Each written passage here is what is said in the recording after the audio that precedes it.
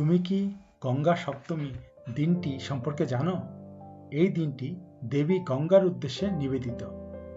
এই দিনটি গঙ্গা পূজন ও গঙ্গা জয়ন্তী নামেও পরিচিত, কারণ এই দিনেই গঙ্গার পুনর্জন্ম হয়েছিল বলে বিশ্বাস করা হয়। হিন্দু পুরাণ অনুযায়ী গঙ্গা দশহরার দিনে পৃথিবীতে অবতরণ করেন।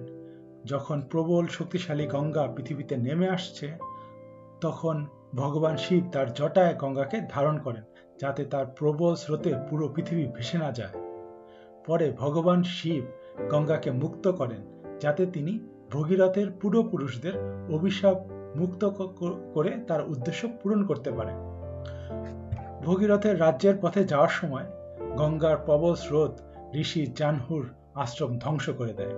এতে ঋষি জাহ্নু ক্ষুব্ধ হয়ে পুরো গঙ্গার জল পান করে ফেলেন। তখন ভগীরথ এবং দেবতারা ঋষি জাহ্নুর কাছে প্রার্থনা করেন, যাতে তিনি গঙ্গাকে মুক্ত করেন এবং তিনি তার উদ্দেশ্য পূরণ করতে পারেন। প্রার্থনায় সন্তুষ্ট হয়ে ঋষি জাহ্নু তার কানের মাধ্যমে গঙ্গাকে পুনরায় মুক্ত করে দেন। জনশ্রুতি অনুযায়ী বৈশাখ মাসের শুক্লপক্ষের সপ্তমী তিথিতে ঋষি জাহ্নু তার কান থেকে গঙ্গাকে মুক্ত করেন। এই কারণেই এই দিনটিকে জাহ্নু সপ্তমীও বলা হয়।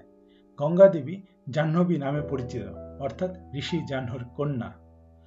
গঙ্গা সপ্তমীর দিনে ভক্তরা দেবীর গঙ্গার পূজা করেন এবং গঙ্গায় স্নান করেন।